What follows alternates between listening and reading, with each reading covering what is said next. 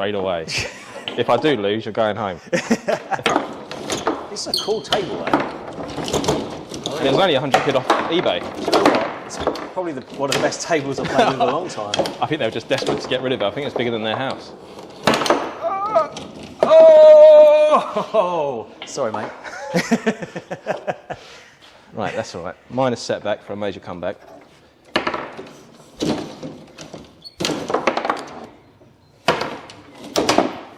I don't think we need to play this anymore, Mark. So, Mark. Yeah, good to meet you. Yeah, good to meet you. Good game. There's good game. Exit, yeah. See you later. Right. Shall we have a little talk about this amazing garage that we're in? Yeah, definitely. I mean, I love what you've done. I mean, all the cool stuff on the walls, you know, it's literally my ideal man cave, actually.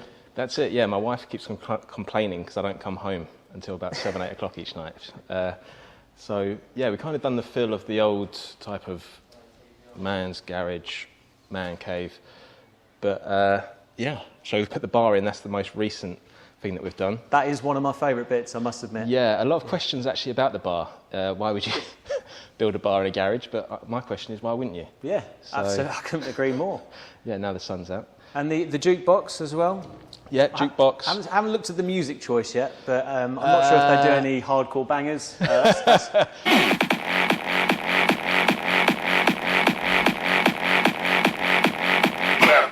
I think that's actually still the music that came with it, so we haven't changed it. Got the old cigarette machine, the old arcade machine, you've got these old petrol pumps.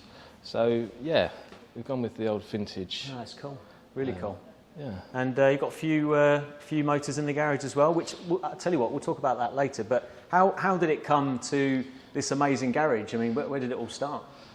Basically, I was over in Italy and I did the old Fiat 500 tour in Florence. Oh, cool. And was living back in Greenwich at the time. When I got home, I wanted to do the Greenwich Mini tour. So I went out and bought a whole bunch of old Minis. Not just one? No, I bought 4 of them. It was a package deal. And none of them worked. Perfect. So, and I just got sick and tired of this going downstairs, opening the door, just wanting to get in them and go. None of them, I didn't know if any of them were going to work, no reliability. So I was like, I'm just going to turn them electric. So I had the idea, literally, my next door neighbour had just purchased a Fiat 500 from Electric Classic Cars. Oh, wow. And I inquired with Richard over in Wales. Yep. And it kind of just speaking to him and the guys over there and seeing what they do, it kind of inspired me and just saw what was possible. So yeah, I kind of was like, I'm going to go down that route myself, and here we are. Basically, it snowballed into what you see in front of you. How long ago was that you're in contact with Electric Classic Cars? When did that, passion come from? That was, I think it was just the beginning of, it was mid-2019. Okay, yeah. So yeah, 2 years ago.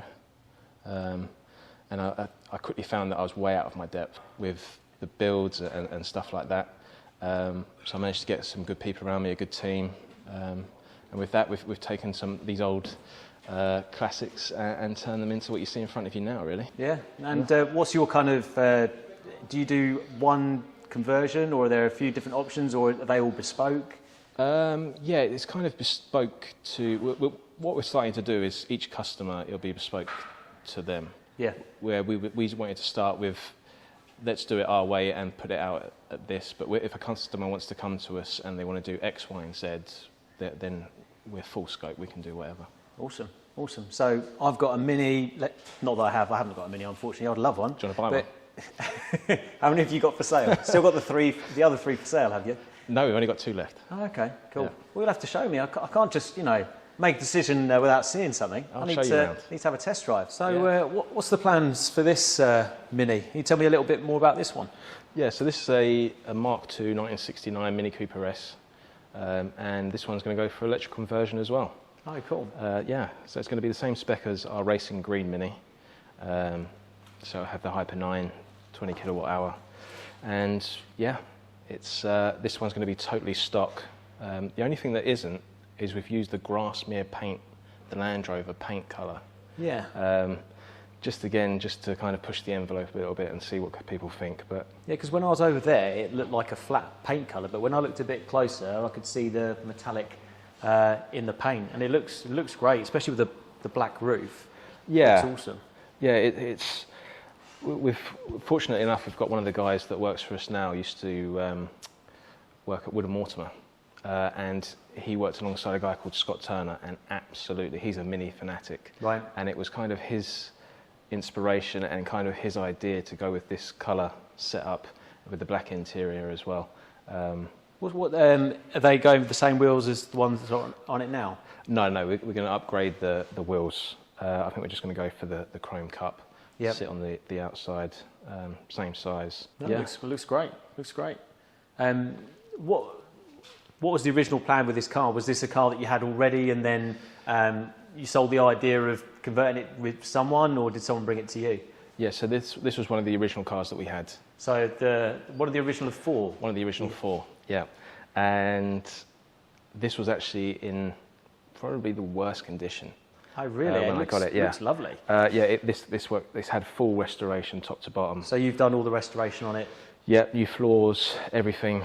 The only thing that's going to be changing is the front subframe, which is a custom subframe that we have to do to fit in the motor. Yeah. And it's going to be geared as well, so we're going to have a gearbox in. Okay. We do offer both to have geared or automatic, but yeah, for this we wanted to go geared just to kind of keep it authentic to what it was, really. Yeah. But I mean, so far it looks amazing, and yeah, I can't wait until to see more of it once it's all done. So if I bring my Mini down to you, and the car's absolutely perfect, it's just a question of taking the engine out, all the fuel system, fuel tank, etc. What's the absolute minimum price for a conversion from you guys? If the car's all ready to go, it's just a question of making it electric, basically. I think open book it will be around about £35,000 for a full conversion. Is that a particular range? Sorry. So you'd be looking at around about 90 to 110 miles range on a Mini. The one that we're doing on the Defender, you're looking at around about, same again, around about 35, 40,000, which will give you a range of, I think, 190 to 200. Okay. But what we've done with that is instead of, it will have a maximum speed of about 80 miles an hour. Yep. That'll be the top end speed, just basically because the power and everything you're putting through the car, it was just basically, that's the highest you could go with it. We'd rather have instant power and torque and everything up to 80 instead of the full 160. Because the green Mini was pretty rapid, wasn't it? And did you do any 0 to 60 runs or quarter miles in it? Yeah. So literally, I took it to a rolling road and found out all the power, what the actual range would be on a track. So yeah, we actually did the 0 to 60 time in 4.2. Wow. In something that's basically a Heinz baked bean tin. Yeah. Which motor is that in the Mini? It's the Hyper 9. Hyper 9, yeah. Yeah. But the guys at Electric did. I think it was a 5-speed gearbox in it. Wow, okay. Yeah. So what was the top speed of it then? Was it? I think we got it up to, I think it was 88 miles per hour. I think it was done. What did I tell you? 88 miles per hour! It's a good speed. Yeah. Yeah. But it felt stable. Okay. It wasn't like you're out your depth or anything like that. It actually, you felt, because everything that we'd done to it with the upgraded front subframe, suspension, brakes, we'd done everything underneath that car. So yeah, it was like basically driving a brand new 2020 car. Yeah, so your Mini, I mean, it sounds very much up my street in terms of performance, because as you've seen, I do like a bit of power. You mentioned about Mini owners being very, very much purists. What's your thoughts around electrifying a classic car? Is it the right thing to do? Personally, I do.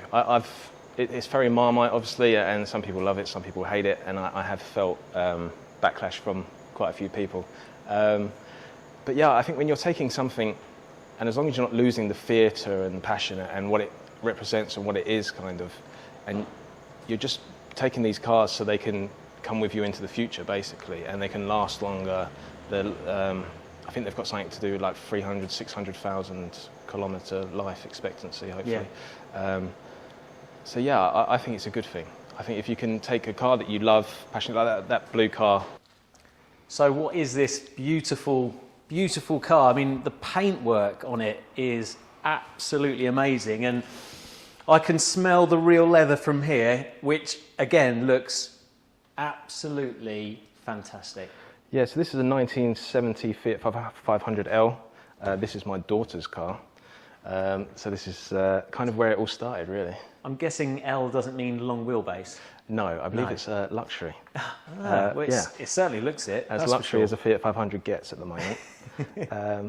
So is this where it kind of started after your trip? Yeah, so kind of we fell in love with the Fiat 500 in Italy.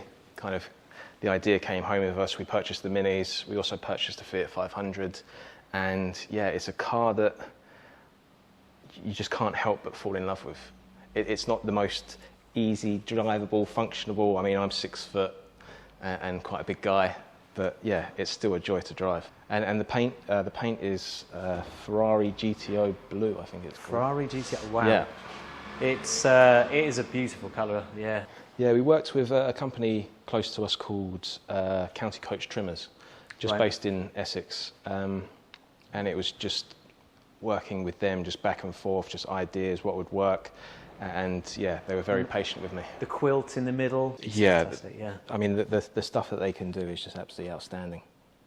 Now, I was quite, not taken aback, but I was quite surprised that you don't just do EV conversions here. And you did mention that you weren't sure whether this was going electric or a Bath engine. I wasn't sure if that was a joke or not, but you actually do petrol conversion, well, petrol upgrades and restoration and EV conversions. That's it, yeah, we kind of like to offer the best of both worlds.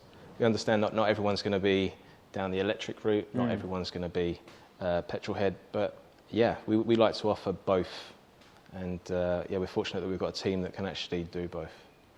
That's awesome, awesome. Yeah. So I suppose if I bring in my car, I've got the option of this or that, and you can give us a quote for both, basically. Yeah, we'd like to, if you come in to say you wanted to upgrade your combustion engine, like with a Defender, we do the V8 option for that. But we also do the electric version. We'd like to kind of show you both, see if maybe the electric conversion works for you. If not, stick with the V8. Okay, awesome. Well, let's go and have a look at the Land Rover. This is an amazing vehicle. The colour, where did the colour come from? Yeah, this is Lamborghini Verde Hermes. It's what they launched the Performante in. Wow.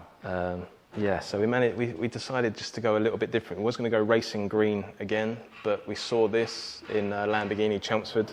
Yeah. This colour code, and yeah, just blew us away, really.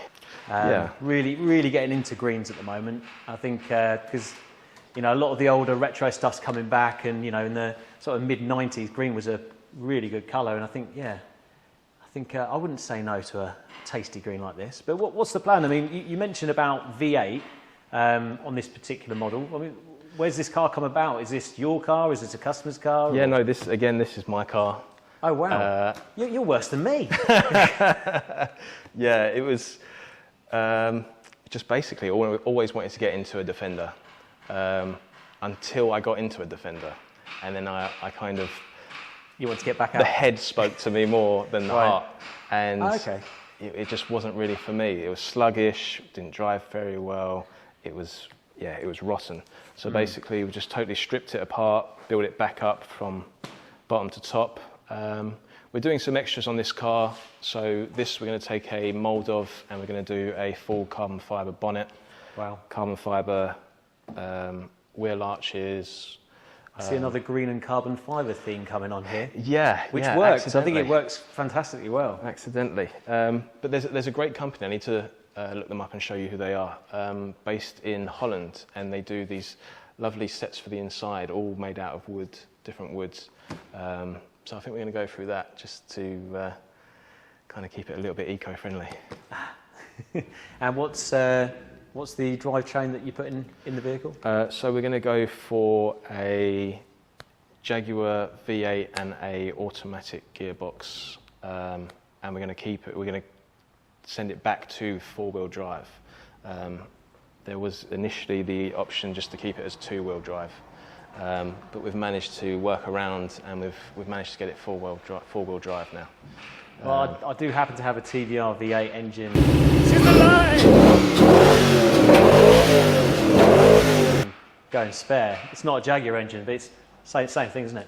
Yeah. So if you need an engine, you just let us know, Mark. Yeah, please. This sitting here as well is actually an exhaust from an XJ220. So we'll see whether we can try and fit that up as well. Yeah. Well, it kind of reminds me of my exhaust on my TVR actually. The upswept. Menacing, isn't it? Yeah.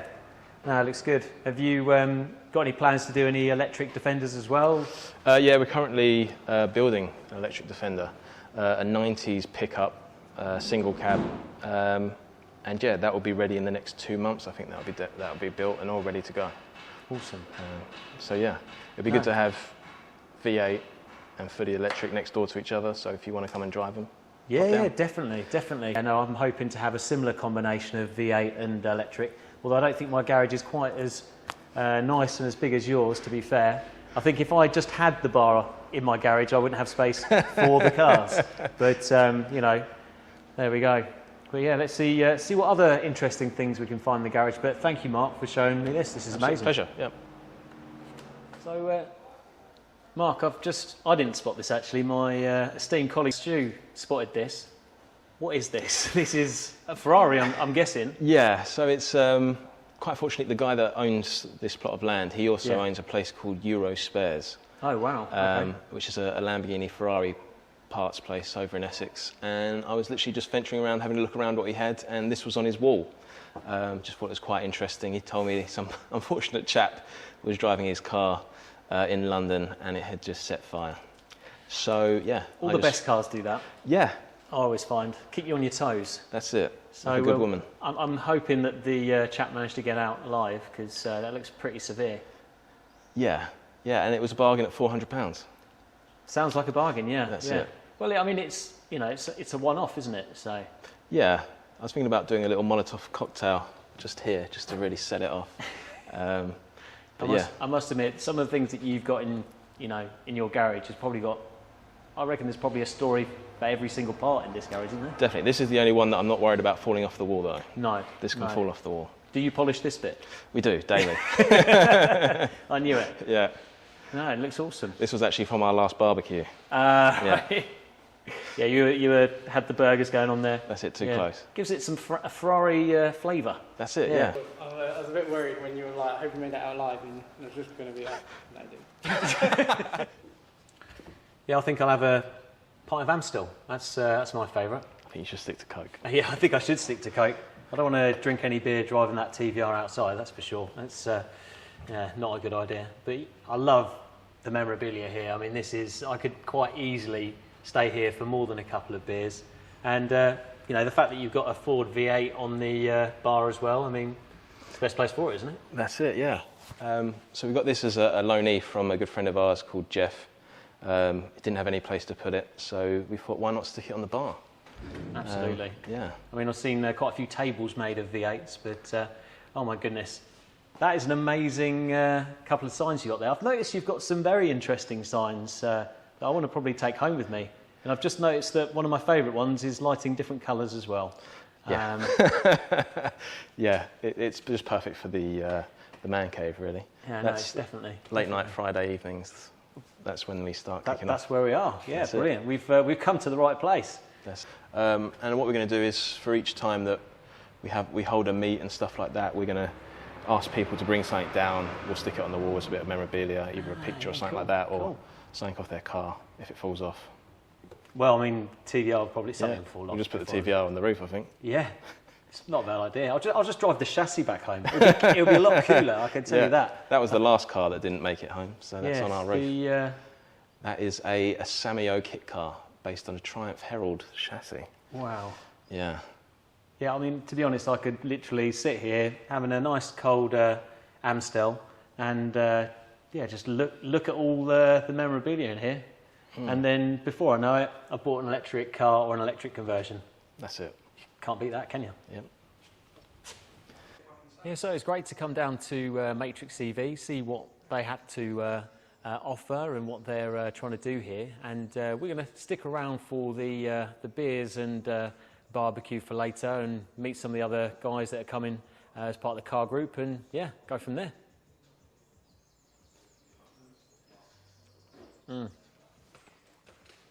Thanks for watching, and don't forget to like and subscribe. Please comment. Looking forward to the next few videos. Thank you.